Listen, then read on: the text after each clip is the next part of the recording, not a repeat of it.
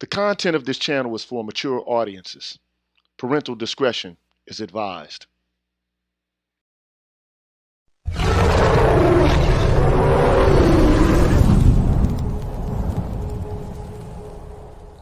You're tuned in to the Green Gorilla channel.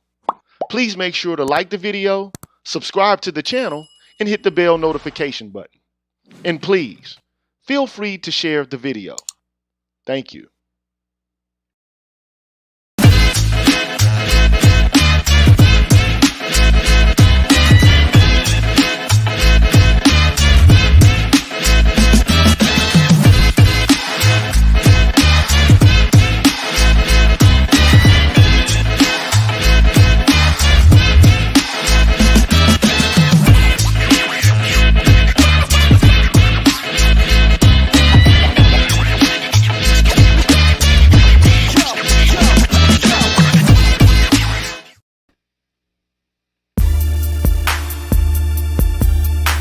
What's good, everybody? I'm the G with a PhD. You're tuned in to the Green Gorilla channel. This is the place where black men can express themselves freely, straight up, no chasers. Now, before I get things started, I'd like to give a shout out to all of my channel members, all my gorillas. You know how it goes.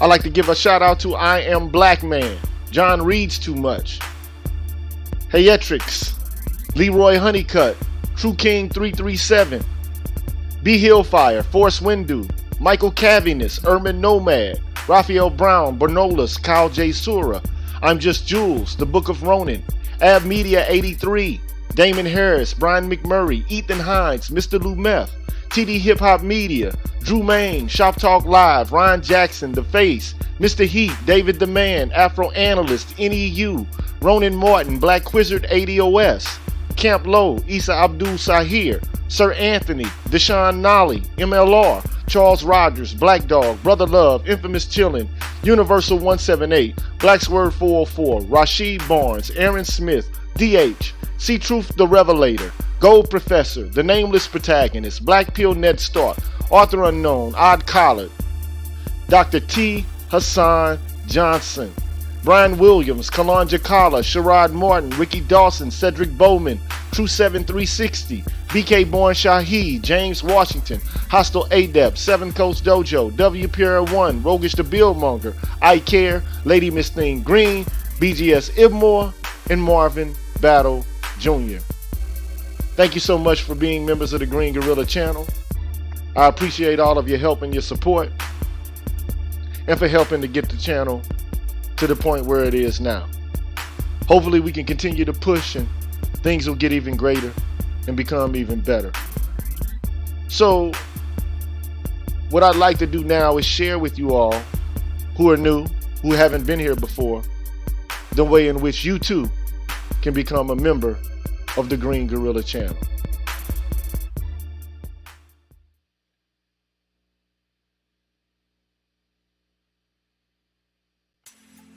What's good, everybody? I'm the G with a PhD, and you're tuned in to the Green Gorilla channel, the place where black men can express themselves freely, straight up, no chaser. Today, I want to introduce you to my new membership program that consists of 5 levels where you can invest in the Green Gorilla channel on a monthly basis and receive level-specific perks. Memberships are special because they improve the quality of the content of the channel and will help me to be able to keep the channel going. Now, to participate in the Green Gorilla channel membership program, all you have to do is hit the join button, which is located right next to the subscribe button on my channel page. Now, for all of my subscribers who decide not to participate in my membership program, nothing will change. The content will keep coming the way it always has. Thanks for watching, and be careful out here, people. Bless.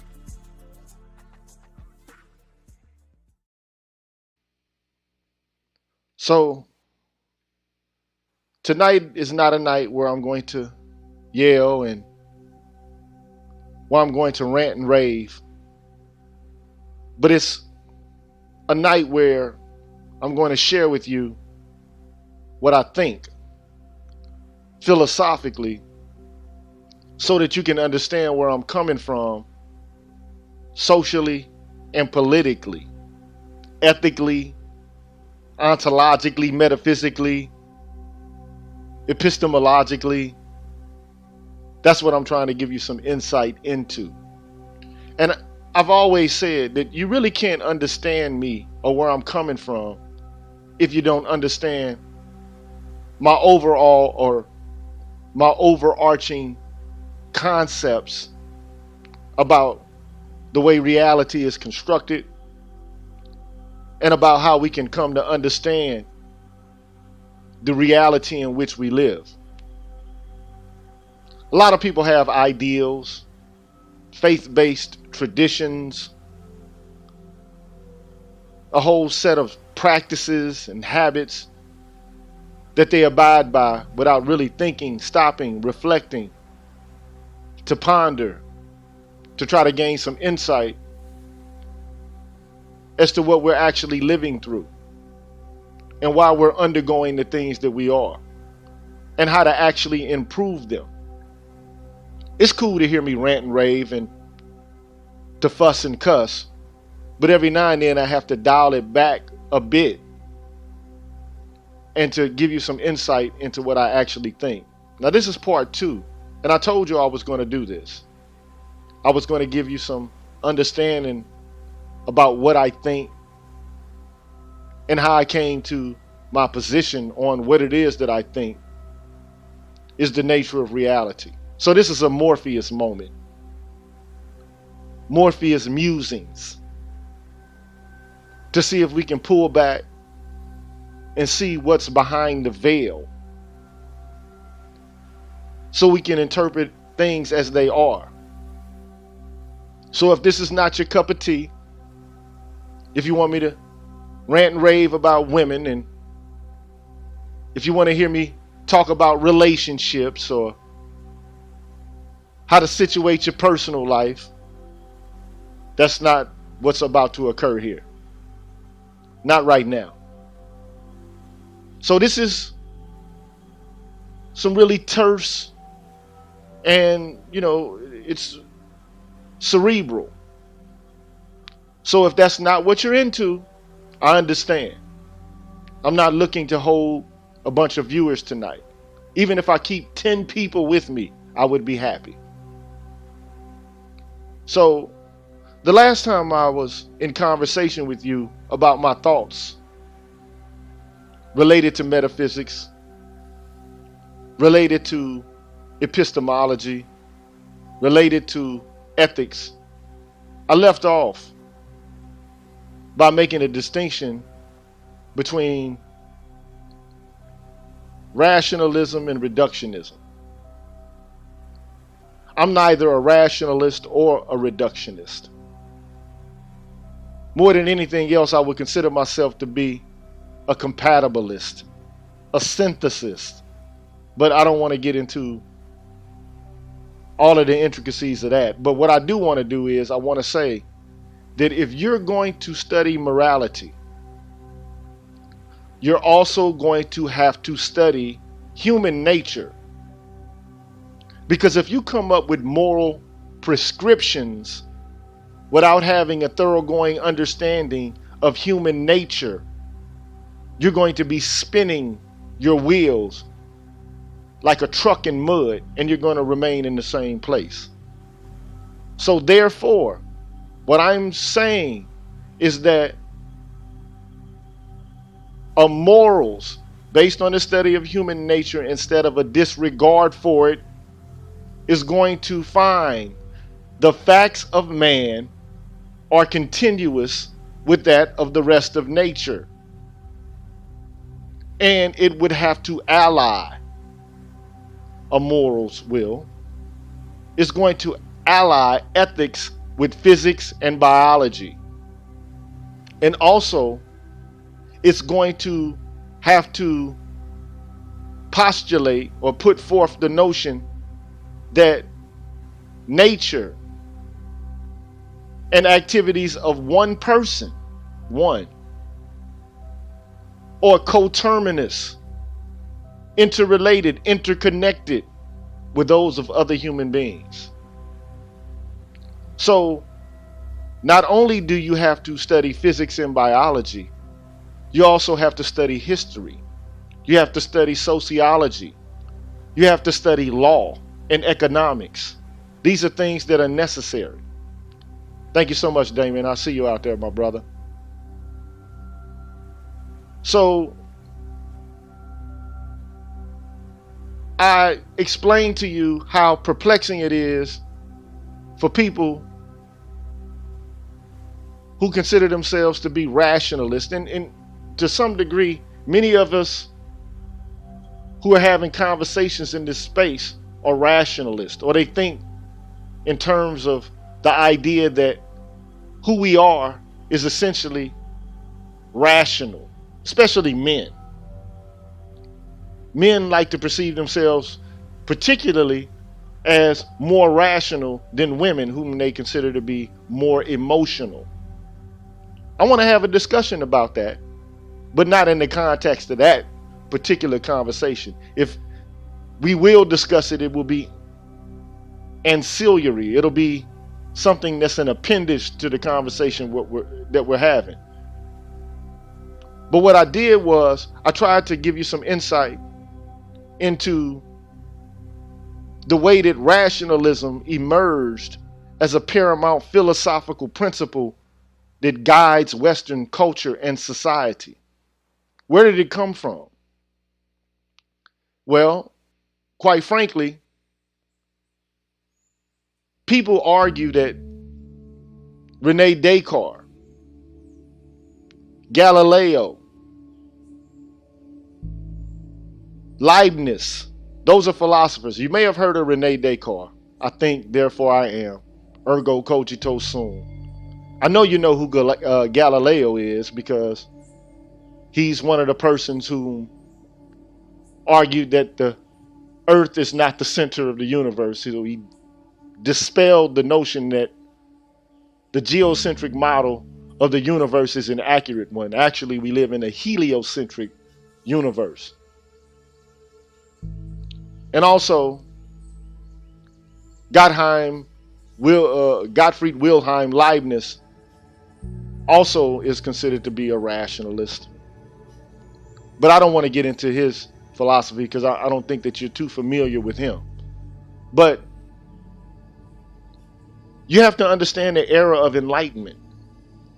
The era of enlightenment in and of itself was a so-called movement in Western civilization in which men were supposed to have thrown off the yoke of ecclesiastical authority and had picked up reason as their guiding light. So instead of following faith and following tradition, they were now going to follow reason. No big deal. It's a good thing, I think, to a certain extent. But I also think that this marks the modern era for philosophers and historians and people in the humanities, in the academy in general.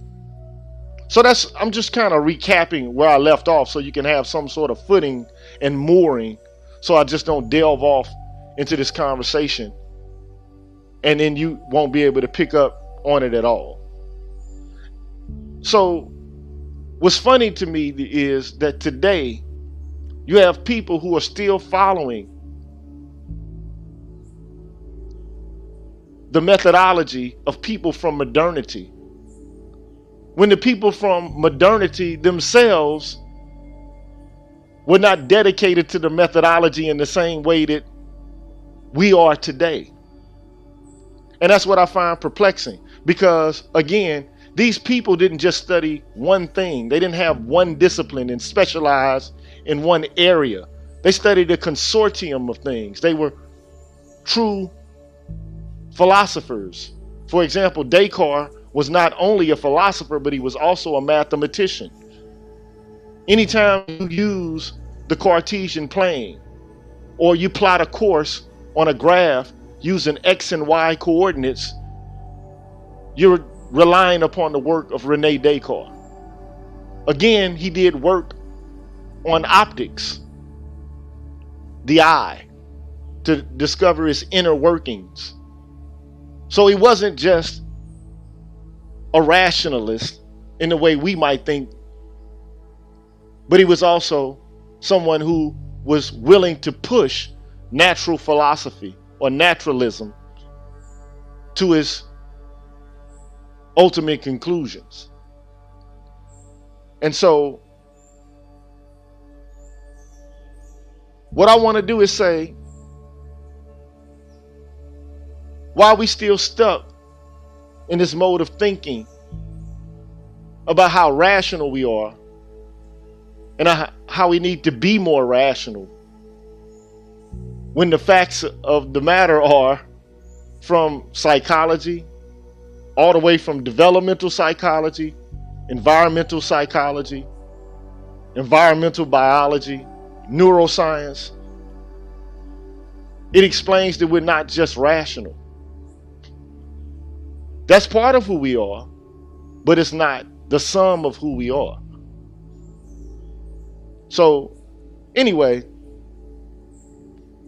so what is the goal of rationalists?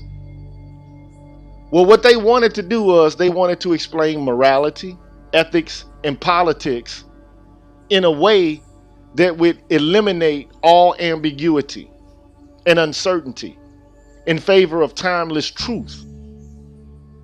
That's what they were seeking to do. In the same way that you can get timeless truth from logic, or from mathematics, or from geometry. They were seeking to take the kind of gains that were made in those domains and apply them to human affairs. That's what they were seeking to do. So, in other words, to be precise, what they were doing was attempting to reap the harvest by developing a timeless and a universal theory based on principles, a priori principles. But the question is, were there people who thought differently than they did? And were those people who thought differently than them, the rationalists, were they more accurate? So who were their contemporary dissenters, the people who disagreed with them? Well, there were. There were other modernists who thought differently. There were other philosophers and statesmen against whom the rationalist viewpoints were pitted. There were two distinct trajectories of modern philosophy, led by two different groups of men. Because just a few generations before Descartes would publish his Meditations on Philosophy, there were schools of modern Renaissance humanists who were unafraid to get caught in the muck and the mess of context and ambiguity. So the prototypical counterparts to Descartes and Galileo and Leibniz were men like Erasmus. I don't know if you've ever heard of Erasmus, and Montaigne. Now, these two sets of men were situated in time no more than a generation or so apart. But each set of men represented a different method of dealing with or grappling with moral, religious, scientific, and political issues. So Descartes and Leibniz, the rationalists, they preferred written over oral communication. But the humanists recognized the merits of rhetoric conjoined with logic. So it's not just about dry logic and written communication, although it is, but it's also about oral communication and rhetoric connected to and conjoined with logic. The rationalists favored universal recommendations of abstract theory. But the latter group of men, the Renaissance humanists, they understood that theory at best was just a crutch to help us walk through difficult concrete cases. The rationalists preferred generality over local specificity. But the humanists recognized that the world was complex, that it's pluralistic, that it's different in different places, and people have different practices and habits and understandings in different places and at different times. So the rationalists insisted on wrestling from nature, from torturing secrets from nature that were timeless and eternal. But the humanists, they were content with provincial understanding. And I think in the end, a lot of times we like to assert that we have the truth and we've got it all figured out and we know exactly where to go and how to get there. But one thing you have to understand, and this is part of what I think, that you can be certain about something but be absolutely wrong about what you think you're certain about. You can be absolutely wrong. The more right you think you are, the more wrong you can be. So that's why I prefer to hold on to the notion that all knowledge is provincial, is contextual. There's no absolute truth that I can say with absolute certainty that this is the truth and disregard somebody else's viewpoint, way of thinking. I can tell you how it affects me and why I don't like it, or why I object to it, and why I think it's not optimal. And yeah, I fuss and fight and I rant and rave, but I do it for a reason and for a purpose.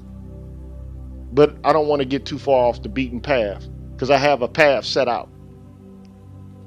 So what I want to do is I want to demonstrate that people like Descartes and Leibniz were naive. They were naively optimistic about the prospects for a future grounded in rationalism.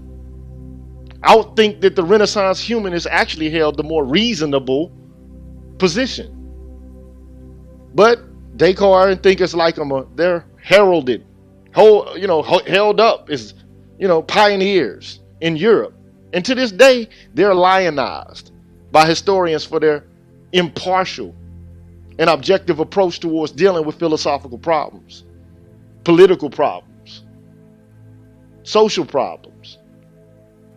I mean, to be quite honest, the most widely received historical view is that, drawing inspiration from the successes of the natural sciences, Descartes hoped to eliminate doubt and ambiguity that the humanists accepted as something that you can't get rid of. It's just part of the human condition. Under the framework of the received view, what everybody thinks, Descartes is depicted as being inspired by reason alone when he wrote his discourse on method in the Meditations in First Philosophy. But I'm a revisionist historian, and I beg to differ. I argue that, apart from any posturing on the part of historians, philosophical ideas are never developed in a vacuum. They're always developed in the belly, in the guts, the bowels and the entrails of his history. Everything that you think is somehow connected to the culture in which you live and the people that you surround yourself by. So everything comes from something and it's grounded in a historical tradition. That's what I'm trying to articulate. So I argue that Descartes, and you probably never read Descartes. I would suggest that if you haven't read him, just go watch a video on him, because he's perceived as being the individual who brought about subjectivity to the West. Because prior to Descartes, there was no I think, therefore I am. The king thinks, therefore you think like the king tells you to think. You do what God tells you to do. And of course, The king is God's representative on earth, and the clergy gives sanction to the king's decrees. But ultimately, God is the architect, the grand designer, and then you get the king, then you get the pope and the clergy and all of that, nobles, and then you get peasants, lieges and bondsmen, and so on and so forth. So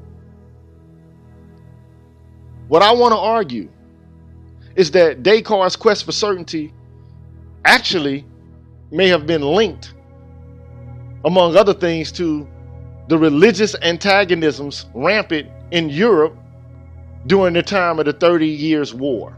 Now, I don't know if you know what the 30 Years' War is. You got to go look up that and research it on your own. But trust me, man, Europe was a mess. If you think that what we got going on in the black community is a mess, what was going on in Europe during the era of modernity, we're talking about the 17th century, it was a mess. Okay? Now, I also want to say that if you get a standard account of modernity, it begins with a set of assumptions that don't tell the truth about the facts of 17th century Europe. And a lot of us think that, 17th century Europe was like progressive. It wasn't, okay? The first assumption is that 17th century Europe was prosperous and materially rich, but it was facing financial crisis. You want to understand that? There's an article by the name of Crisis of the 17th Century and General Crisis. I'll leave links in the description to those works so you can look at them yourself if you want to, if you don't trust me. The second assumption is that during modernity, the church had begun to loosen its grip over those people who were studying or pursuing scholastic endeavors. But in fact, religious leaders were actually becoming less tolerant of secular scholarship. The third assumption is that something called the Peace of Westphalia. Now, I don't know if you know what the Peace of Westphalia is, but it was an agreement, an accord, a sort of peacemaking, so to speak, amongst men in Europe, and it gave birth to the whole concept of the modern nation state. I would suggest that you go do some research and learn what the Peace of Westphalia is. But so, the assumption though is that this peace established nation states and provided some sort of unparalleled peace. But for over a century after the Protestant Reformation, and you should know what the Protestant Reformation is too. The Protestant Reformation is when Martin Luther, not Martin Luther King Jr., but Martin Luther, whom after Martin Luther King Jr. was named, had challenged the authority of the church,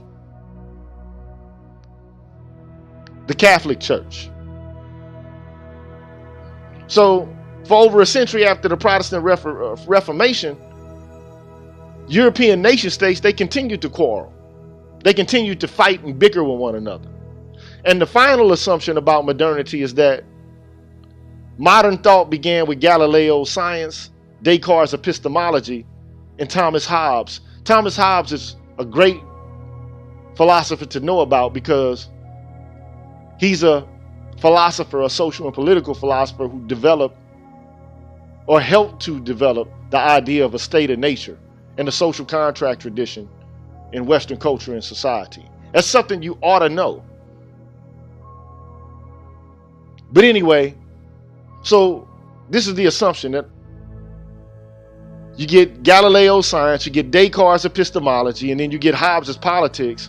But actually, modernity begins with the reorientation of feudal power into property-based class power.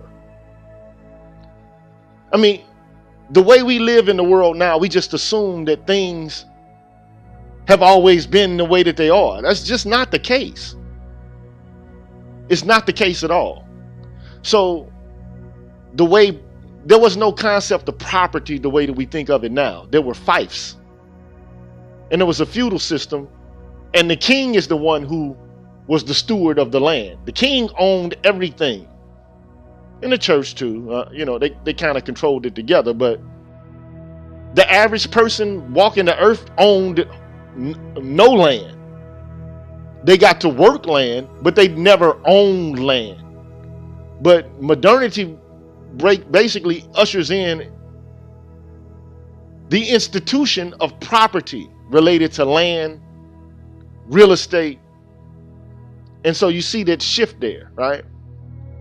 So I say, under this framework of this revised reading of modern history, rationality was basically perceived as a retreat from the ceaseless bickering and the violence perpetrated because of religious fanaticism.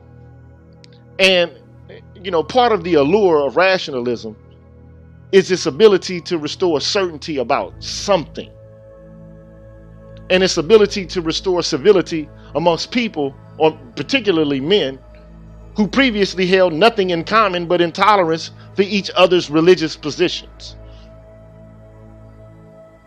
They were then able to speak to one another in a universal language, which momentarily put their irresolvable bickering and arguing about God and their ethnicities, because they had ethnic problems. It seems like they never did, the way that they worked in concert with one another at the current moment. But these people were splintered, and were at each other's throats. Okay? So rationality enabled them to speak to one another in a universal language. And what they wanted to do is apply the certainty of geometry and of physics to all the other disciplines. So almost overnight, you get systematic theories whose axioms and precepts, they're just abstracted away from space and time. And they supplanted the practical, that's what I call practical, or at least that's what I think is practical, the practical musings of Renaissance skepticism.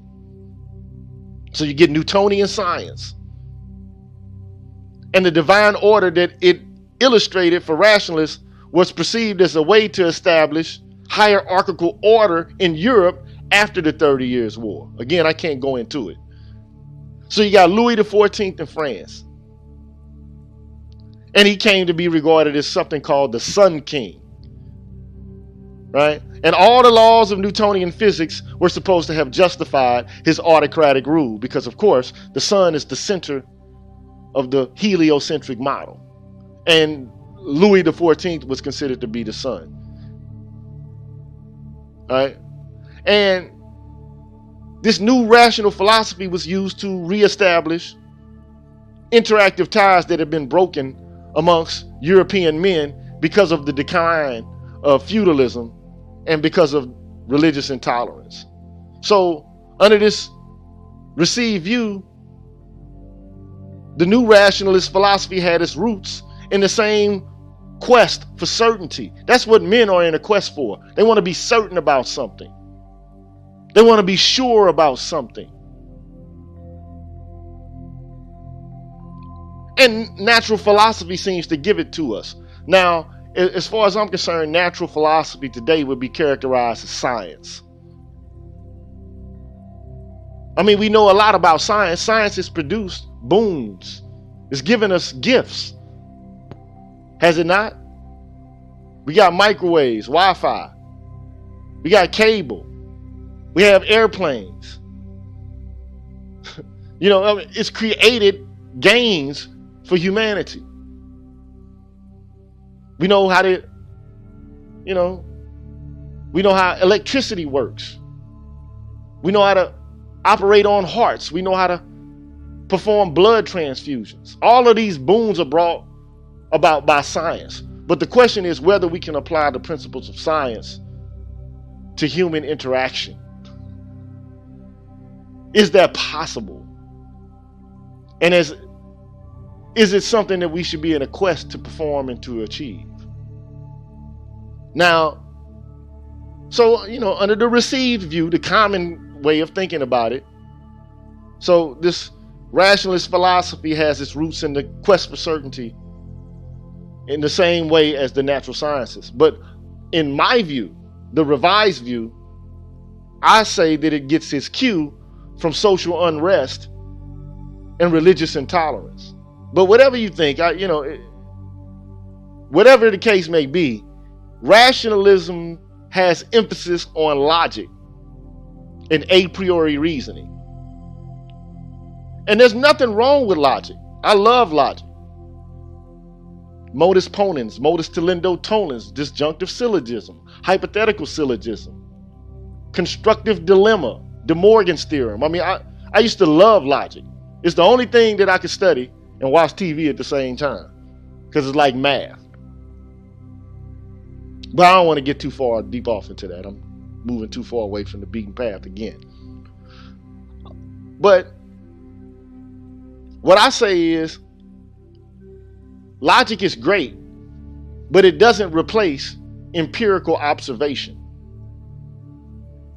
Right? And if you emphasize logic so much so, and a priori reasoning before experience reasoning, to the neglect of empirical observation, you're going to take it in an entirely different direction than that of science or natural philosophy. And of course, natural philosophy is concerned with studying nature, human nature, and the laws of the physical universe. But rationalism is concerned with trying to figure out the indubitable, unchangeable, eternal laws of logic, mathematics, and morality. So what I say is that at this point, you see a significant gap begin to grow between rationalism and the natural sciences. Again, natural philosophy or natural science has made gains and rewards, but rationalist philosophy leaves us riddled with ridiculous problems, like the mind-body problem. Well, okay, if you have a mind and it's eternal and it operates under its own principles, then why is it connected to a body? I think the people who have conversations about this are they're misled, they're misguided. You also have appearance versus reality problems. Because if mind is real and the body is ephemeral and decays and is less real than the mind, then you got this ridiculous problem. It's a discussion that's going to be incessant, and you're never going to gain any ground with it. So appearance versus reality problems, I think, are ridiculous as well. And also, you're going to have problems related to emotion / rationality. Are we essentially emotional creatures, or are we rational creatures? Right? And ultimately, these are dead ends. You're never going to get any, you're going to gain any ground in relation to rationalism, is what I'm saying. It has its uses. It's a tool, and it should be perceived as such. It's not the summum bonum of the end, or the end, is what I'm trying to articulate. Now, what's also interesting to me is that a similar gap had begun to grow between rationalists and Renaissance humanist thinkers, because they had different understandings of what is possible and what's valuable to actually know. And it basically created twin trajectories for modernity. And they're just now, at this time, beginning to reach their logical conclusions. And their principal difference lies in the opposing view, or in their opposing view, of the proper relationship that exists between what I call subjects and objects. You're a subject. The subject is the I. The object is the thing that exists outside of the I. Everything outside of the I. This is funny because Descartes says this.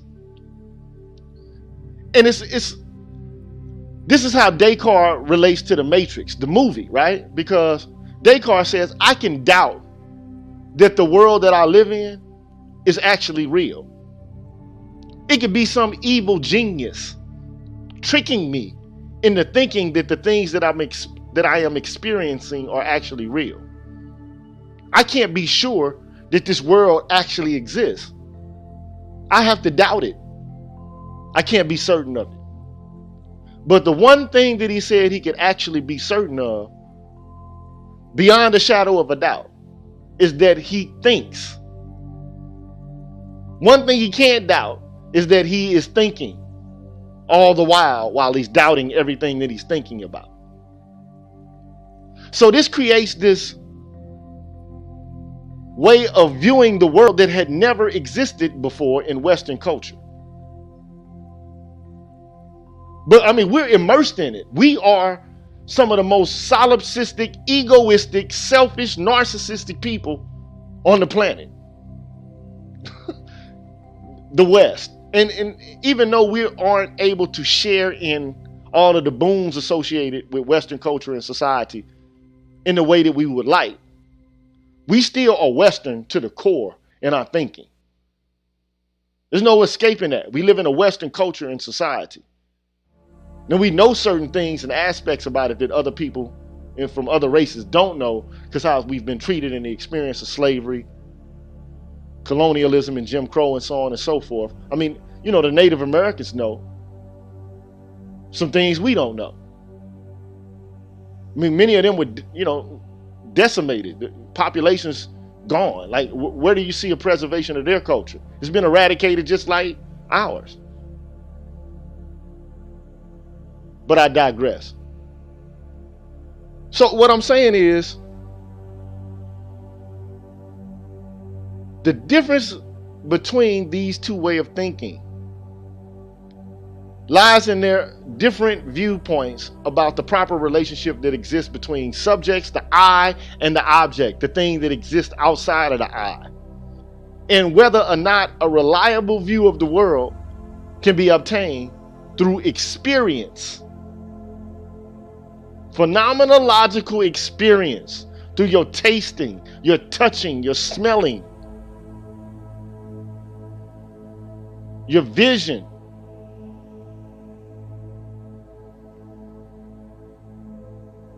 Can you gain a reliable view of the world predicated upon your senses, or only through your thinking, your rational processes, logical concatenation, the connection of syllogism from one point to the next? Now, for both old and new rationalists, because there are some people at the current moment who consider themselves to be rationalists philosophically. You can look the shit up online and you'll see a lot of people who consider themselves to be rationalists. As far as I'm concerned, this whole concept of rationalism, man, it goes back to ancient times. If you study Plato, I don't know if you've ever read Plato's Republic. It is a masterpiece. I don't agree with it. I mean, some of the stuff is but it's a masterpiece. It's a beautiful work of philosophy and art.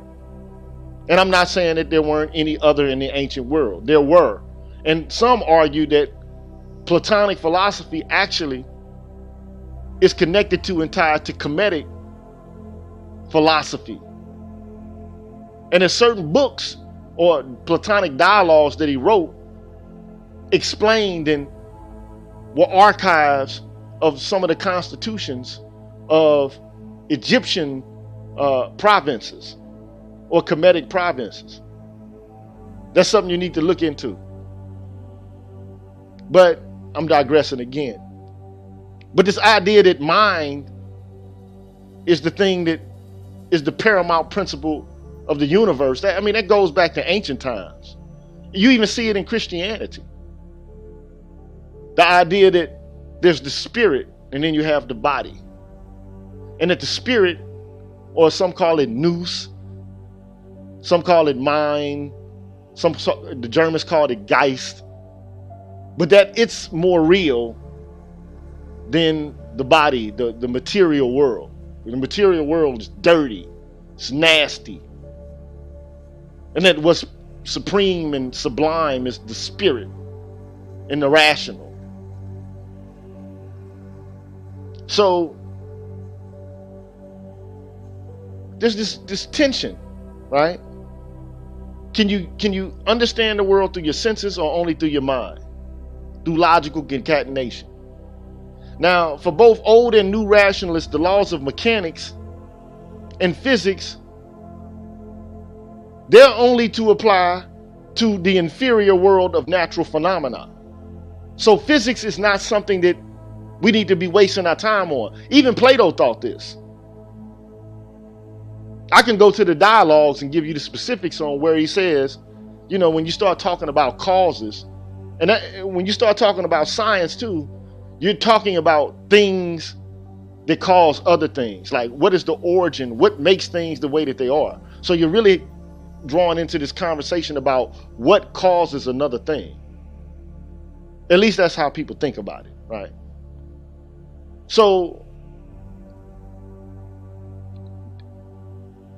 if the mind is supreme, if the mind is the thing that's the most important, then the inferior world of natural phenomena, it's not a waste of time, but it's not the most sublime kind of science, right? The ontologically superior realm of the mind is the thing that ought to be studied. That's what we ought to be focused on. In other words, the objective world, where you have messy chemical and dirty physiological changes, is thought to have no bearing or impact upon mental activities and processes. And what I want to say is that this kind of thinking, it halted and circumvented the development of what I would consider to be many reasonable psychological theories that would eventually come to blur the lines between clean minds and dirty bodies, right? And I'm getting to the hour mark.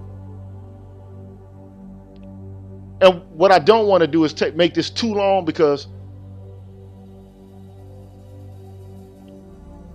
if it's too long, then it'll become too much to take on, too much to bear. So I'm going to cut it off at the hour mark. And I thank you for coming and being patient and listening. Again, as I said, if I even had 10 people listening to this and trying to decipher it, that would be good with me.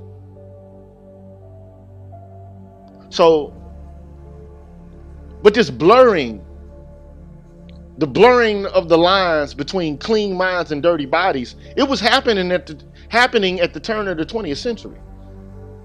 So you had pragmatists like William James. I don't know if you've ever heard of William James. He was an American pragmatist. And what he said is the distinction between what he called tender and tough-minded temperaments, right? His distinction between tender and tough-minded temperaments, which he outlined in some book called Pragmatism, right? In order to illustrate the error in holding on to extreme articulations of either rationalism or empiricism. So rationalism, everything is mind. Empiricism, the world is nothing but body and matter. What's needed, he says, is an empiricism that is not devoid of religious constructions, and a rationalism that is in definite touch with concrete facts and joys and sorrows. And so I argue that there are other philosophers who take on this tack. There's a philosopher that I read, I think he's dope as hell. His name is Enrique Dussel, Dussel, Enrique. He has a liberation philosophy that performs a similar kind of task. So what he wants to do is restore the unity of the body and the spirit, that when you get Greek versions of Christianity, they tear it apart. That's not, because you have to understand that Christianity is not all one kind, and that there were competing notions of Christianity and different ways of approaching the subject of the spirit and body that are different in different parts of the world and in the different times amongst the people. who were the early founders of Christian thought. But that's taking a sidestep too. I don't want to go too far off of it, but you can't depict the soul or the mind as more real than the body and emotions. They're both real. This is what Dussel says. And this problem of bifurcation, separation, splitting, right? The mind and the body is resolved through what I call the rebellious ontology. So ontology is a fancy ass word. It means the study of being, is what it means. What is, the study of what is. And many men have taken stabs and women have taken stabs to try to understand the nature of reality. One thing I do know about children are philosophers by nature. Every child, some more than others, but all children ask questions. They want to understand why things are the way that they are. I mean, adults sometimes have good answers to these questions and sometimes they don't have good answers. But at some point, children stop asking questions and they start regurgitating dogma. They start laying out doctrine. And if you depart from it, they get angry at you. They get upset. They get mad at you. So at any rate, so this rebellious ontology of Heidegger avoids this problem of bifurcation. Now, I don't know if you've ever heard of Heidegger. I mean, look, to me, man, I love the work of Martin Heidegger. It's hard to read as hell. It's among some of the hardest shit to read philosophically, Martin Heidegger. And by the way, he was a Nazi. He was. But I think he's right about Western culture and civilization. And he was a critic of Western culture and civilization. And I think he's right in his critique of it. There's a movie I would like for you all to see. It's on YouTube. I'll leave the link for you. It'll explain for you Heidegger's philosophy by means of a documentary. I mean, it's one of the dopest documentaries I've ever seen. Dope as hell. The shit. It's called Being in the World. And it kind of covers the life of a musician, a cook, and a carpenter. And ultimately what Heidegger is going to say is that the world we live in now is all based on technology. But that's not how people used to look at the world and what is. And he just talks about, different ideas about isness. Not business, but isness. As a man thinketh, so he doeth. So the way you think about what is the way that you're orientated towards the world. And different men during different epochs, especially in Western culture, because these people are only worried about Western culture. But there were different epochs of Western culture where men had different ideas and thoughts about what was, what is, and it led to the development of different orientations towards acting and being in the world. But one of the unique things about human beings is that we can create worlds. I mean, it doesn't mean earths. Because that's silly. You can't construct matter with your mind. That's not what I'm talking about. But the thing that's unique about human beings is we can create worlds that have never existed before and develop excellences within the worlds that we create. That's the center of who we are. Like, in essence, and I agree with this shit. That's why I think he's right. You got the world of hip hop. It didn't exist 70 years ago. It did not exist. But it exists now. You have the world of football. NFL. It did not exist 150 years ago, it did not exist. But it exists now, and there are excellences contained within it, predicated upon whether or not you can play the game well according to the rules. You have the world of baseball, the world of jazz, the world of cooking, which has been around for thousands of years. But human beings have the capacity to create worlds and create excellences within it. And that's what gives our lives substance and meaning. Being able to do dope shit in worlds that we create. Now, some people are creators and some people are imitators.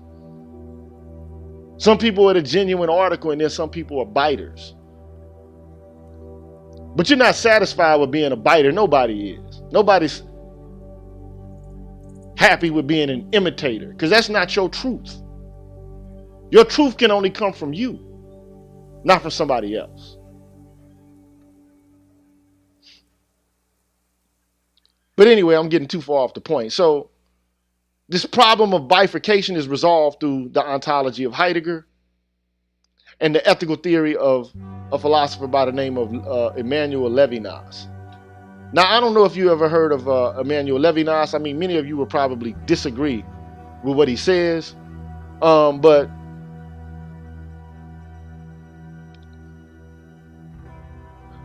I don't want to exhaust Heidegger. But I mean, he says, look, your body is how you initiate engagement with the world. If you're an infant, you're not engaged in rational concatenation. You're not using logical inferences to make sense of existence. That's not what you're doing. You're using your body. And like, say, for example, if you're a great punt returner, if you're thinking about returning the punt, you're probably going to drop the ball. If you're a great musician, a bass player, or a pianist, if you're thinking, if you're reasoning through the process of doing that activity, you're not doing it well. You can't do it well. If you're driving and you start thinking about driving, I guarantee you're going to drive less well than if you were on automatic, the autopilot. Like where you're thinking about something different, but you realize, like, damn, I was driving all that time and I was zoning out on this music. Damn, I got here quick. You weren't thinking about the process of driving. You developed habits and you were able to drive without having to actually put energy and effort into it by means of thought. So anyway, Levinas basically says that the other, people outside of yourself, the object, is of more significance than the subject. And that it's impossible to see the significance of the other without looking on the other's face. And that's something that you can only do with a body. You can't look at an other without your eyes. So anyway, I'm about to close this up. But these dualisms, which are rationalist philosophical dualisms, they set man apart from nature, man apart from himself, man apart from other men. They need to be critiqued and evaluated. And what I want to show, or what I will attempt to show you all, is that contemporary philosophical inquiry, it shouldn't be perceived as an independent mode of thought designed to, ascertain indubitable a priori truths set apart from other disciplines. But you have to gain a functional and practical understanding of the world and a way to operate in it, right, through that study of other disciplines, right? So it's an interdisciplinary approach that exploits all the information we have at our disposal. Yeah, localized, context-specific information is key. And I say this idea should resonate deeply with moral and political philosophers, because their prescriptions of what you want to happen, it becomes less substantive the further you move away from what we currently know about human nature, human agency, human history, and the circumstances in which you have to make prescriptions about what we ought to do. And I say, likewise, the idea ought to be considerably attractive to black social critics, Afrocentrics, men in the manosphere, whoever you are. If you're doing black politics, you ought to be, I think, aware of this method. Naturalism, because it requires not only the promotion of inclusive democratic ideals, but also it necessitates the promotion of different views of the world, the cosmos, and of human nature from those proffered by modern liberal philosophers. In fact, if I had to say it, naturalism, it is yielding or will yield epistemology and ontology that's more in line with Afrocentrism or the African point of view than rationalism. And I can get into, Marimba Ani and Yurugu and how her work is more in line with naturalism than it is with rationalism. But I'm not going to do that now. The next time I come back, I'll use that as a segue to get to the meat and the substance of what it is that I'm trying to get to. Because ultimately what I'm gonna go break down reality itself. And I'm gonna try to give you an explanation of what it is related to science and rationalists versus empiricist naturalists. So that's where I'm at with it, man. I'm glad you joined me tonight. I know it was kind of terse and a little bit abstract. And no, I'm not fussing and fighting and ranting and raving. And I do that from time to time. And I do it because of the rhetorical effect that it has. I'm trying to draw these people out and eventually engage the conversation, because they're ignoring us right now through shaming and overlooking. So I know what I'm doing. It's a reason for why I'm doing what I'm doing. But so tonight I wasn't ranting and raving. I just want you to get some insight into what I think so you can understand my grand design. And you can disagree with it. I'm willing for anyone to engage me, but at least hear me out and understand that which undergirds and underpins my thought process as it relates to politics, ethics, metaphysics, and epistemology. So thank you for joining me. Now, if you got any questions about anything I just said, feel free to ask me the question. And if you don't feel comfortable asking the question right now, feel free to, or if you want to make a comment, you can do that as well. But if you don't feel comfortable asking the question right now, leave it in the comment section and I'll try to get to it. And yeah, I'll try to get to it at some further point. But thank y'all for joining me, man. I want you to understand why I think the way I think, and then after that we can I can get to the brass tacks, and then I'll make claims, and then you know where I'm coming from when I do it. So I'm gonna take a break real quick, and then I'll come back to see if anybody wants to ask a question, and then if they don't, I'm out of 5,000 out of here like last year, and it ain't even came yet. It ain't even went yet. It ain't last year yet. So, quick break, and I'll be right back.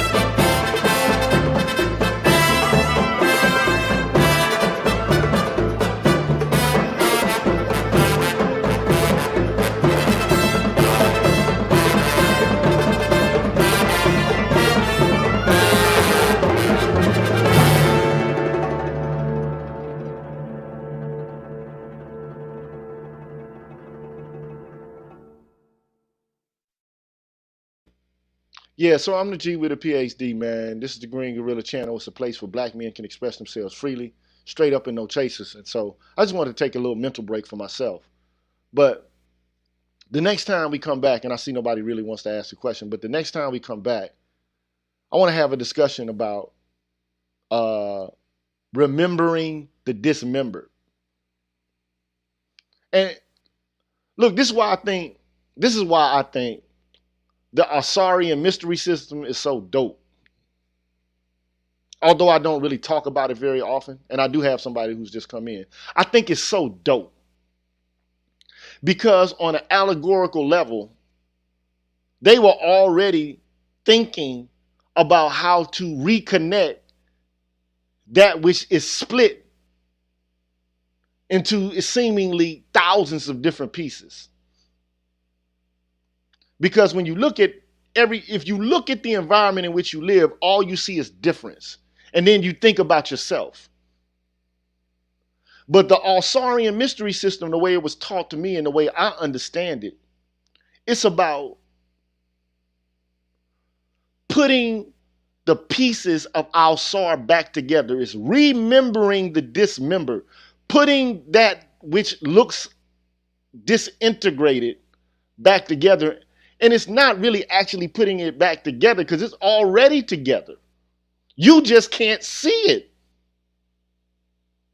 Predicated upon your philosophical orientation, your level of maturity, and your level of initiation into the mysteries.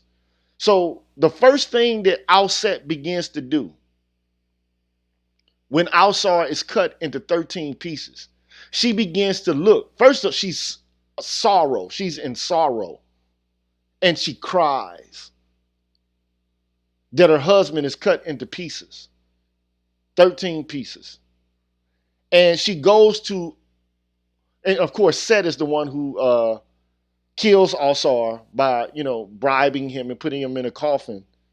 After which, he takes the pieces of his body, and first it was submerged underwater, but then they think they find it, or some way is the pieces of his body become scattered, and she searches all throughout the world to put them all back together again, and then she hovers over his phallus, or where it would be, and she gives birth to Horus. But where you get this whole concept, like right now, what we're in, the winter solstice. And yesterday we just, we went through the time in which the sun appears to be at its lowest in terms of, the day and night, or the cycle of day and night. And then, like increasingly, you'll begin to see after the 25th of December, the sun begin to take over the darkness.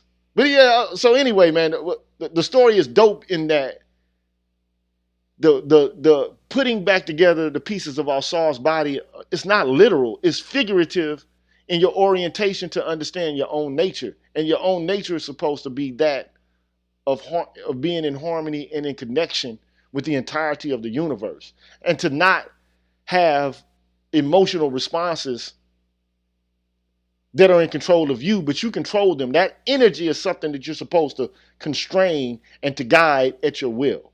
So, Drew Main, brother, how are you, man? Doing pretty good, Green Gorilla. How you doing today? I'm doing exemplary, man. How you doing, man? Decent, decent.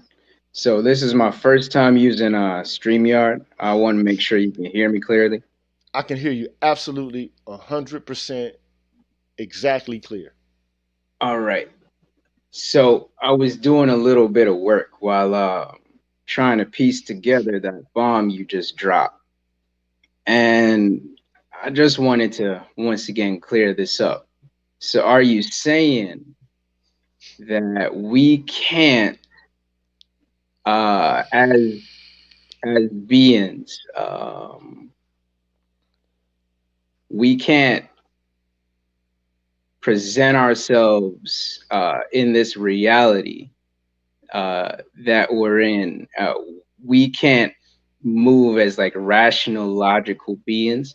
I say that because something kind of perked my interest when you said that when you were children, um, we don't move on rationale.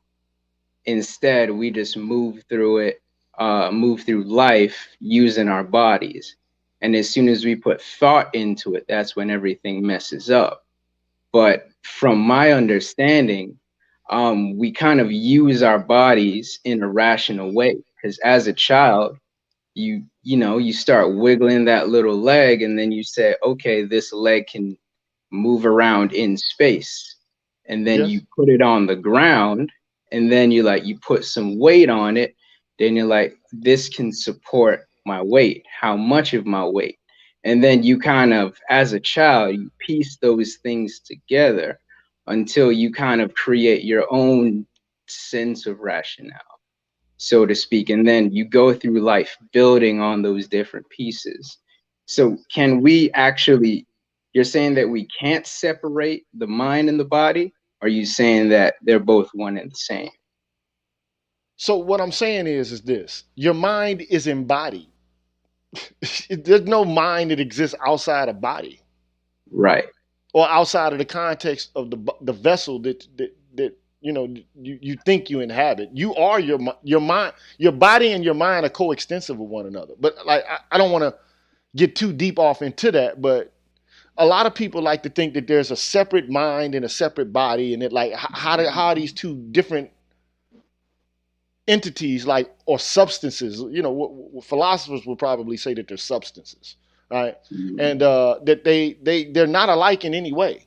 So if they're not alike, how are they interacting with one another, and why are they having like an impact on one another? I can guarantee you this: be sick as a motherfucker, right? And try to use your mind to take a test. Like, say, for example, you get COVID and you're in the hospital, right? Mhm. You're not going to be thinking clearly. Your Oh, mind, you're not going to be lucid. not at all.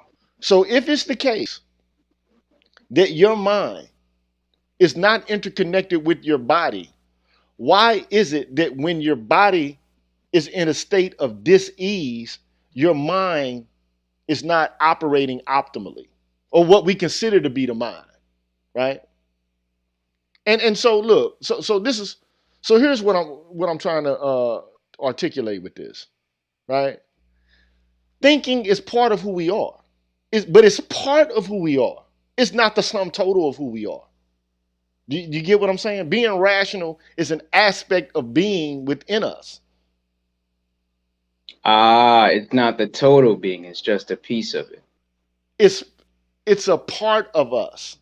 That Mm. okay? So like if you, this is why I love the Ausarian system, right? So it's like, okay, so you got Geb, but that's the physical manifestation, and then at the highest manifestation, I don't know if you know anything about this, but then you got Amun, right, or Amun, right? And so Amun represents absolute spirit, but then Geb represents the physical or material universe, okay, in this system. And then you got, of course, you got Alset, then you got Het Heru, you got Sebek, Heru, you got Herakudi, you got Ma'at, you got Sekert, Tahuti, Alsar, and then, of course, Amen is at the, Amen is not personified. I'm not saying that it never was, but the idea behind it is that Amun or Amen is pure potentiality, whereas materiality itself is limited. It can't be pure potentiality. But then I'm moving outside of the realm of of the question you asked. But asking the question, you got to understand that you think and you expend a lot of effort in thinking in order to solve a problem, right? But once you Yeah. solve that problem, you can't walk around like Dr. Spock, man. Human beings don't do that shit. That's not what we do. I'm just being Right, honest. That's not like, right. if you study human nature, you would know. There are times when being rational works, and there are times when it doesn't. Like, let's say, for example, I'm in a baseball plate, right? And I'm trying to swing and hit this goddamn ball, the fastball. You're not thinking like you're not going through a series of logical syllogisms in order to figure out how to hit the ball.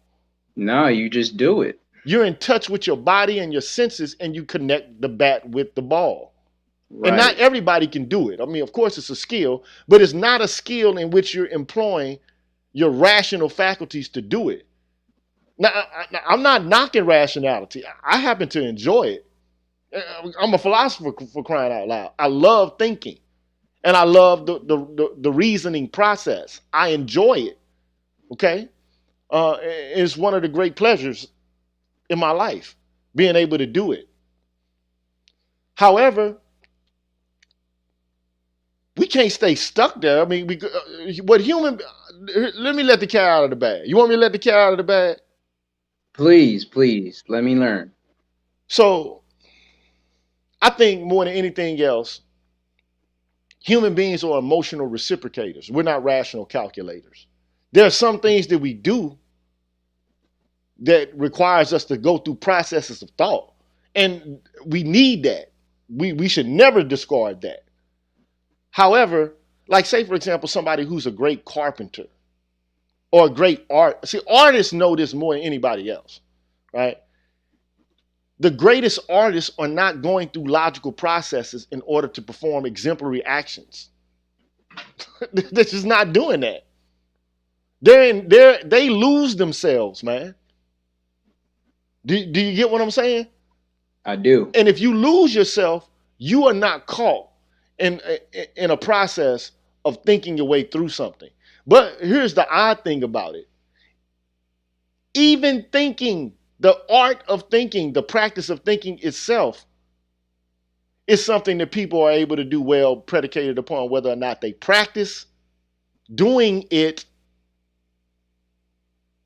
And after that, I don't have to be perfectly honest, I'm not the most supreme thinker by any stretch of the imagination. Never have declared that I am, okay? But I know that I'm better than some people at it because I've practiced it. You get what I'm saying? Absolutely. So, and you got to practice the right way too. I mean, you can practice some things and then it takes a little bit of luck and a little bit of skill, a little bit of, natural talent. There's a lot going on with this, man. But, some people think, all we need is reason and we can reason our way through everything. To some degree, yes, but not all the way, no. Sometimes you got to go with your gut, man. Not all the time.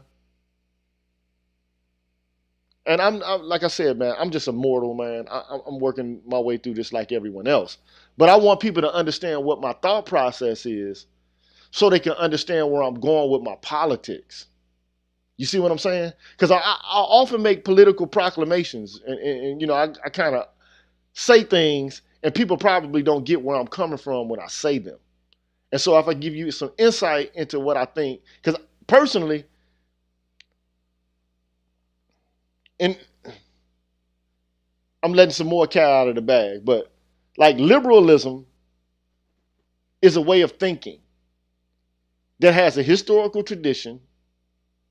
And I think both Democrats and Republicans are liberals. That's just my viewpoint. They come from the same historical and philosophical tradition, the social contract tradition.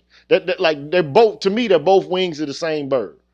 Like Chaos Rain has said on several occasions. But liberalism comes out of a tradition. I just don't agree with that tradition. I don't think that they capture accurately, predicated upon biology, environmental biology, developmental psychology. I don't think you get an accurate portrayal from them about who we are in relation to the rest of nature. So the shit that they're espousing, in the policies that they're establishing, they're all predicated on sand to me. It's all fucked up. That's just my viewpoint. Okay? Now, you can disagree with it, but I'm going to take you step by step through why I think that way. You see what I'm saying? Because ultimately, liberalism starts with first of all, it comes out of the historical tradition of modernity. You get John Locke, Thomas Hobbes, Jean-Jacques Rousseau, and they begin to argue, about this counterfactual claim, or make this counterfactual claim that there's something called the state of nature. Mm. There is no state of nature, man. That's just some bullshit that they cooked up to justify their political orientation and to throw off, the yoke of ecclesiastical authority. But this idea that there's a way to see man existing on his own apart from other men, that's never existed. There's never, even in nature, you don't see that shit. Fish exist in schools. That's just the way it is. Lions exist in packs, or prides. Gorillas exist within congresses, man. Dogs, they wander around in packs. This idea of state of nature, every man is isolated from every other man. Every man is sovereign of himself. Every man is divided apart from every other man. That's a unique way of being orientated towards the world that comes out of a tradition that's relatively recent. Even in Western culture, it's recent. So I don't want to, keep going on and on and on, but to tie it back to the question that you asked, we're rational, yes. That's an aspect of our being. One aspect. Right. But this aspect by Western culture has been magnified and put on it's been deified when that's not the most powerful aspect of our being. I mean, it's a vital and a necessary component of who we are, right? But if you get lost in it, you can create all sorts of ridiculous problems. And I think white people, they've overemphasized this aspect of humanity to the point where it's creating deleterious effects. That's just my viewpoint. Maybe they're thinking when they're trying to dance and shit. But that's stereotyping white folks. But sometimes you just got to go with the groove, man. Like Charlie Parker, you ever heard of him? Jazz musician. Maybe before my time. Jazz musician, man. So Charlie Parker said, man, learn theory. So, because theory is music theory is the rational aspect of music. And you can't really play well without knowing theory. Because you don't know what the fuck you're doing at all. Okay? There's no guidance at all. There's no map at all. So the theory gives you the map. But once you have the map, you can't just follow the grid. The grid is uninteresting. The grid is too calculated. Human beings like spontaneity and creativity within the confines of the system. They don't operate. A beautiful picture is not just lines. It's the way that they're connected. Curves. Like surprising little elements here and there. It's not just some left, right, 90-degree angle shit. That's not how it's not pleasing to human beings. You feel me? So that's just my little my response to the question, bro. So I understand. You get your basics and then you just take it wherever you need to take it. So Charlie Parker says, look, learn the music, learn the theory, and forget all that bullshit and play. Because human beings play. That's what we do. We're our best when we're playing. We're our most awesome when we play. And at a certain point, like, you got different people who become masters of shit, and you see them clown. They start clowning doing the shit that they do. And they're not thinking about it, but they represent the potentiality and the possibilities of humanity. That's where you see virtue. That's when divinity, where the empirical realm merges with the imagination, and you discover divination. That's where that shit happens. That magic, that's the magic. So let me let this other brother in, man, and then I'm about to get up off here. Thank you, brother Drew, man. Thank you, Dr. G. Peace out, bro. Peace. Peace. Brother Eric G, what's going on, man? Peace, Dr. G. How you doing, brother? Enjoying Hey, yourself? What's going on, man? What's going on, man. bro? Enjoying your build. And I want to draw upon your wisdom. And since I think, hey, man, think you about might hit it on me, man. Knocking me down. well, since this is an area that you definitely your curriculum of thought is in this area. I'm going to ask you this question. When we're dealing with thought, where is thought stored? We say it's the mind or the brain, uh, but where is thought stored that's even creating the impulse and the signals that's affecting the body? Is that stored within the body? Or are we pulling that from a source we don't see? Man,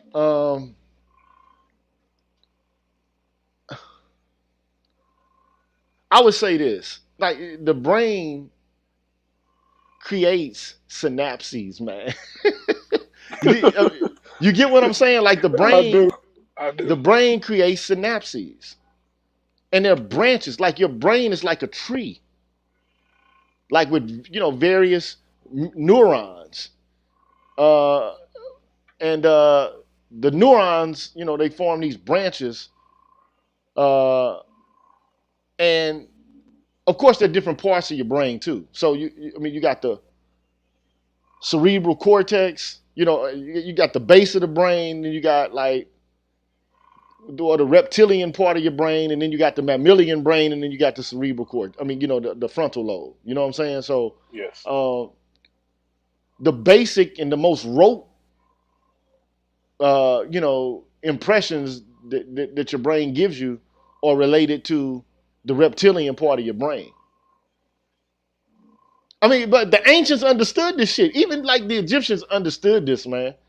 That's why they use these allegories in order to try to explain it pictorially. And they You give, know, yeah, symbols. They give us pictorial symbols. right? Definitely. And and then you have like the mammalian brain, which all other animals have, but they don't have that frontal lobe like we have. That gives us the power of speech, and it gives us the power of collective learning, the way you know they just don't have it like we do. Okay. Some mammals do have it, like maybe whales or dolphins. Correct. Yeah. Yes. Correct. Yes. And they do have a culture. The more like, but they exhibit being differently than we do. That's something fucked up about us, man. I'm just saying. Don't you think so? I mean, there's something I not right with us. I think that we have the ability, and maybe we're supposed to have the ability to be sort of a free radical cell in the universe. So maybe that's what we're supposed to be to to we don't know the whole piece of what every piece is to another piece to do, but maybe that's what we're supposed to be because we can do things like most things do what it's created to do all the time. And Exactly. See, but see, this is the right, difference. The difference between human beings and animals. Uh, you know, even whales and dolphins to some degree. Like human beings create worlds within worlds. So like, um, let me explain it to you like this. Human beings have the capacity to create a language that's so precise, right? There's no other animal in the universe that we know of at the current moment that can do what we can do. I'm not saying, but the universe is so vast, it's exactly. bound to be other. I mean, That unless we we think, discovered. That we right? discovered. Well, But I it guess might that's not the be meant for every part of the universe to be able to interconnect in a material way with every other aspect of the universe agreed. either. It Agreed. just might not be that's what's in the bounds of the realms of possibility. It just might not be. But um, I, so where are memories stored? They have to be within our bodies. I don't think that they exist, but they do exist outside of our bodies because they can exist in other people. They can exist in our computer That's what I'm files. saying. It They can can be exist in weighted. our files on our computers. They Yes. exist within the things that we write and we make. Because everything outside, like what's artificial outside of us, is an extension of our being. Agreed. You feel me? So yeah. I hope that answers your question. I got the master teacher in here, BGS. What's good, BGS? Oh, we Yeah. got the master What's teacher. going on, Wow. y'all? Yeah. This is complex, but there's a couple of schools of thoughts, and see if you guys can rock with this. One is they believe it's inside the brain as hardware, but also what they're saying is that brain might be just a miniature hard drive to boot the system, and most of who you are, what you are, and your thoughts actually exist in a holographic projection Oh, in I've your heard aura, that. Yeah, yeah, I've in heard your of that. aura, which Yeah. makes more sense because of the holographic projection in aura can actually store more information. And then when you wind down, when you go to sleep, then it compresses, and then when you wake up, it boots itself back up again. So they say most of your information that or your thoughts, your memories, is actually inside the holographic projection. So I've then, heard of that, and it, Yeah. so like then, so there's so many different people who think Hmm. about this. So you got some people who are like pantheists, Hmm. and they actually believe that mind exists in everything. Hmm. Like mind is almost like air. Hmm. You get what I'm saying? So uh, the that just Greeks. means that it exists in a way that they can't measure it, or it can be measured. It's just in a different way, right? Well, mind would have to exist in every living thing because mind is what allows you to interface or with the outside world as a living being. Now, I agree It, with that, yeah. and the one thing, this is the next part of what it is that I want to begin to discuss. Hmm. So it's called remembering the dismembered, Mm. because like human beings like to perceive themselves as like these bounded beings. Like Hmm. I'm different than you, you're different than me, so we're Hmm. bounded apart from each other, Hmm. right? But look, we are in communion with our surroundings, and I mean that literally. like like communion you used to take when, I don't know if you're a Catholic, but when you were young and if you were Catholic, you had to go get the Eucharist and eat it, and they called it communion. But you consume the environment. You breathe air in, you eat it, literally. But we lose sight of the fact of how connected to nature we are because of the artifice of the civilization that we live in, which is uber oriented towards technology. And like a philosopher like Heidegger's going to come along and say, there's dis-ease in the culture because we Hmm. don't know how to get out of the technological mode of being. We just Mm. don't know how to do it. We're fucked up, and it's creating enemy, it's creating strife, and Hmm. all kinds of enmity amongst people in the culture that we live. People in the culture that we live in, because everything is about optimization. Hmm. Everything is about standardization and automation. That's not how human beings do their best. Like, this is why I think you got to watch this movie, man. I'm gonna give you the link to it. It's called Being in the World. Thank you, Mr. Heat, and all the other people who've contributed. I haven't been keeping up because this conversation's too dope. But so in this movie, man, this Being in the World movie, I kind of lost my train of thought by trying to respond to the dude who gave me some bread. What was I just saying, man? I'm getting Being old in the too. World is a movie that you want us to watch. Uh, In other words, what you're saying is that we've come to the point, uh, The come to the technological mode of being. That's It where I come on was. well Okay. being, and we've started to fracture the wholeness of being into discrete parts. Like when you describe a person or a human being or a cell or even an atom, we're all they try to put you into discrete parts when basically there's no such thing as discrete parts. We're all But one thing. it's Yeah. a very Western way of thinking, and it Yes. comes out of rationalism Yes. because it's about efficiency, productivity, Hmm. and it's not about excellence Hmm. related to human being, Hmm. or what Heidegger would call Dasein. Hmm. So, like, take for example a Japanese carpenter, right? This is Hmm. why this movie is so dope. This documentary. So you can go to Home Depot and go get some wood, Hmm. and you can build a house with that wood, or you can build an edifice with that wood. But Hmm. it's not going to last as long as a Japanese fucking structure Hmm. because they're not building that structure for efficiency. They're putting some sort of energy and agency into the edifice that they're building Hmm. that you don't get when you go with the wood that you get from Home Depot, because they're just getting any kind of wood. It's Hmm. all standardized. It's all automated. It's all based upon a cookie cutter imprint. Hmm. But that's not how the person who's designing a Japanese structure. That's in the ancient traditions, right? Or like according to the old ways. But now they're doing the shit just like like we're doing it. because Yeah, the technological mode of being. But and basically profit, because they try to squeeze every bit of profit out of every little piece. So, and whether instead of building a house for endurance and excellence, you're building it, out of pieces that want to maximize the profit of every piece that they sell you. precisely, and Hmm. they build shit cheap just on purpose, so it can Hmm. fail. So you got to get another one in the next 5-6 years. It's like the cars they build now. They do that shit on purpose, I man. do it on purpose. Yeah. And you know, but the culture we live in is sick. But it's been that way, and I just think that Western culture is driving humanity down a dead end. But everybody wants their piece of the pie, this motherfucker though. Everybody wants to have their little time to shine within the confines of this system, and I Hmm. think the system in and of itself is making us sick. It's I can making see us that. sick. But this is why I want to, the next thing I'm gonna talk about is remembering the dismembered, and there's 4 elements to it I want to talk about.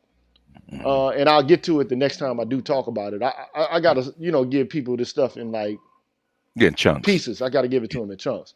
Yeah. So I want to talk about what I call radical empiricism, and I want to talk about process cosmology, and then I want to talk about um, what is it I want to talk about? So it's process cosmology, radical empiricism, and then what do I end up with? I want to talk about how it's relevant to Black social criticism because Oh, I ooh. think that Okay. primarily what we're doing is Hmm.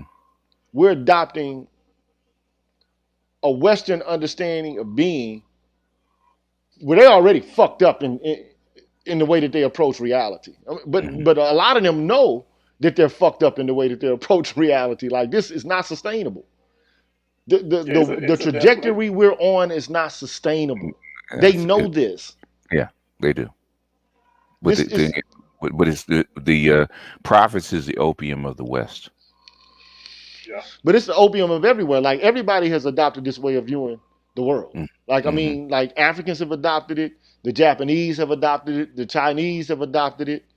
Um, it's the paramount way of looking at the world, but it's Mm-hmm. non-sustainable and it reduces nature to an object. Mm-hmm. It does. The nature is not an object to be toyed around with and tinkered with. It's not a gas station. Mm-hmm. You know what I'm saying? Nature is not something to look at and to say, oh, that's a resource. That's not what nature is. Yeah. It's something out of which you come. Mm-hmm. And if you don't respect it, it will it it will have the last say, man. Yeah. That's the capitalism started looking at uh, African slaves as resources instead of human beings, and that's where it started. Oh man, they did that. That's the ultimate sin against humanity. I Mm-hmm. mean, it's one thing for them to make slaves because I Mm-hmm. mean, there's slavery has been ubiquitous amongst human culture, but Mm-hmm. never have you seen with such efficiency Mm-hmm. and the total this abandonment of the humanity of another group of people. You've hardly ever seen that. Mm-hmm. Well, Not at that scale. Like well, you talking about. wouldn't it be fair to say that Europeans have efficient almost everything they touch? I mean, Wouldn't well, it's the way that they think, but they weren't always this way. No, no. They They this were is not. this. This Yeah, is some go ahead. relatively new. It's a A recent new path. phenomenon that's born out of modernity.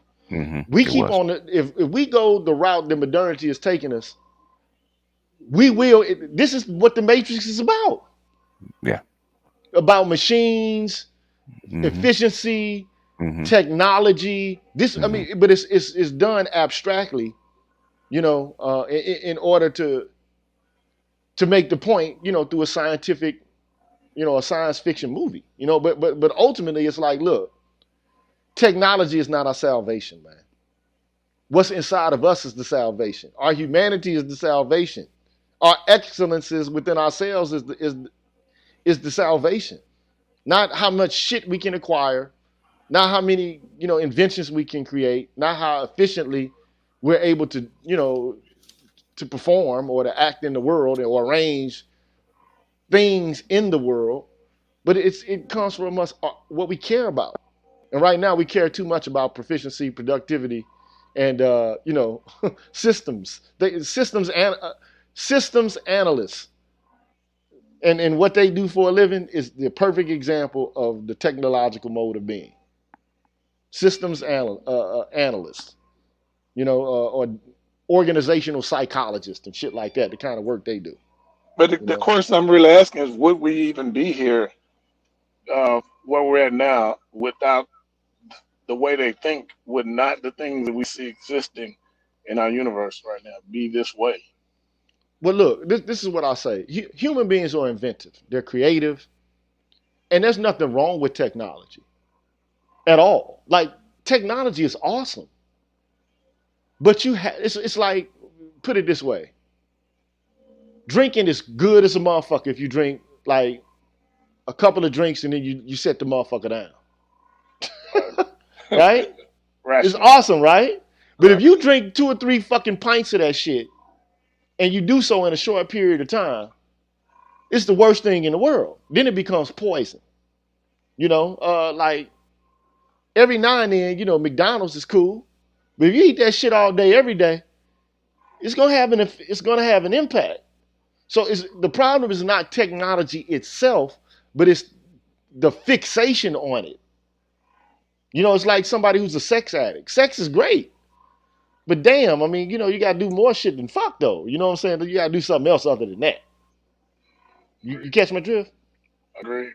Yes. So the problem is not technology in and of itself. That's not the problem. The problem is perceiving the world as nothing more, right? Or your being in the world as nothing more than a focus on technological advancement, efficiency, and productivity. That's not what we're meant for, man. So anyway, man, I hope I answered your question to some degree, but I'm not I don't do the philosophy of mind, but I have dabbled into a little bit about it. But uh, I'm no expert, man. This is just, but I can learn more about it and I can present it and have more of these conversations if you like. But this is the stuff I love, man.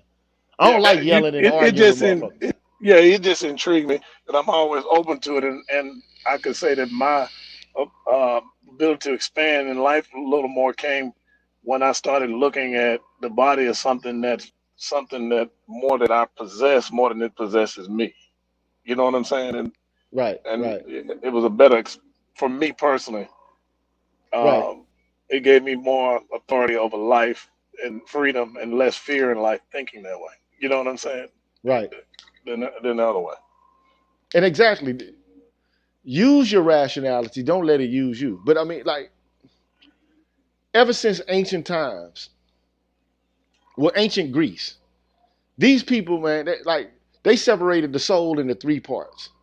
You got the rational part, the appetitive part. Well, at least Plato did anyway. You got the rational, appetitive, and you got the spiritual part of the soul.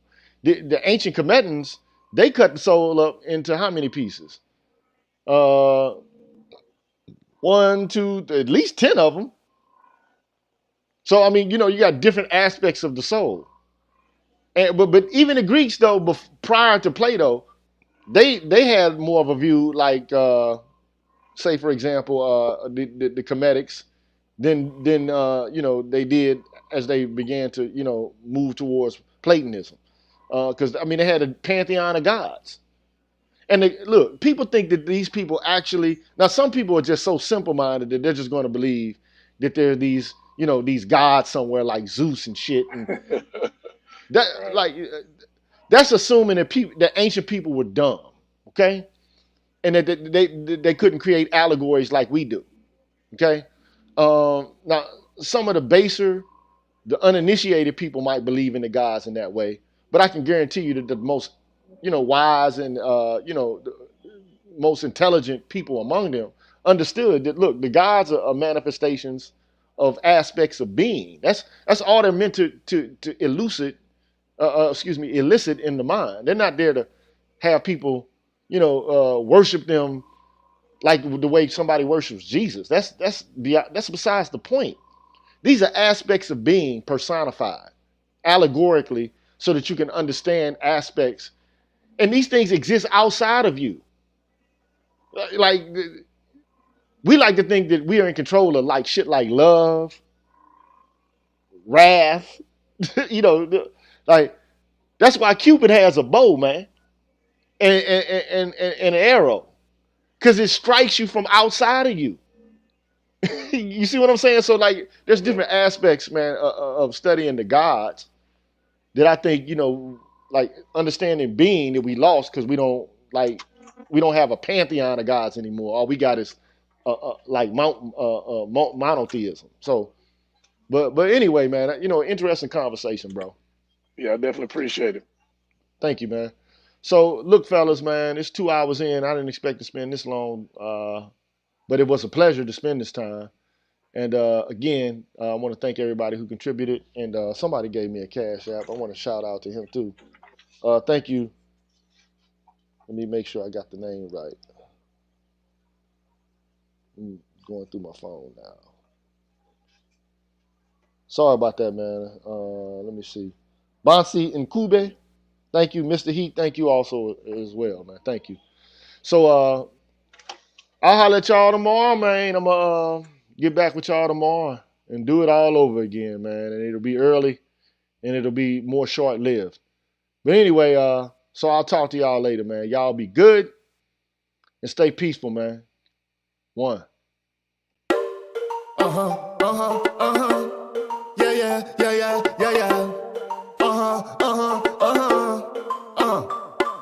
I'm a phenomenon, I shine like Orion. I came in a rap gang to smack it up like Heron, transform it like Megatron. Wait, like Yamatron, most rappers are some peons. I'ma starve them like Ramadan, I'm troublesome. You don't really want no troublesome, cause I pop guns like hood chicks do bubble gum. I been dumb, gon' stay that way till kingdom come. When the sun I'm at, unleash a demon of Polygon. I'm heavy, son, got more knowledge than Farrakhan. More gang than Cap, karma that bishop named Don Juan. Stay lit off some Shandon, maybe Bacardi Ram. Stay drink to some Nordstrom, call me that Dapper Don. More violent than Genghis Khan, the members of Taliban. Niggas faker than silicon, get hit like a .com, like soldiers in Lebanon. I'm bringing that red rum. When I get through with you, son, you gon' think I see ram. Run! I carry weight like a heavyweight, bake more cakes than patty cake. Watch the fiend salivate. You a lightweight, bantamweight, better contemplate. If you violate, make you levitate to the pearly gates. I fascinate when I conversate from the show me state where these niggas love the hate and hot murder rate or the waste. But this flow is just a taste of God's grace, shining this light in the ugly place. And the prophecy got more wisdom than Socrates' philosophies. You don't really want no parts of me, can't you see? I'm slicker than Mephistopheles, stronger than Hercules, more dangerous than the Damocles. The MCs trying me pretty please. I wet up they white tees, knock them out they wallabies. Now they touch my deliries. For coming up shorter than little C's when I break out the killer bees. I study music like Ocassi, hit chicks look like Ashanti. When I'm breaking them off, they yell at odd poppy. You rack rappers is sloppy, you can't stop me with that. We can sorry, copy, Malaki. I'm a monster like Frankenstein, rock harder than Palestine. You slams, dropping dimes and snake and serpentine. Take stand and steamy glow like Nas with his big shine. All you haters cold in it, cold sores need calamine. But my hot shit like red bricks hitting your head, leave the sour taste up in your mouth like lemon heads, like simply red. Wasted some years up in the feds when I touched down. Already red that gave me head. I got higher vision for higher living. I'm highly driven. I'm acting women like it's some sort of sick religion. Driving an Impala, sitting on it each 20 inches, and they spinning just like the planets in the solar system. Black country people, over in Africa, down to America. Black country people, we make all the world go round and around, yes. Black country people, up in Canada, down to Jamaica. Black country people, we make all the world go round and around.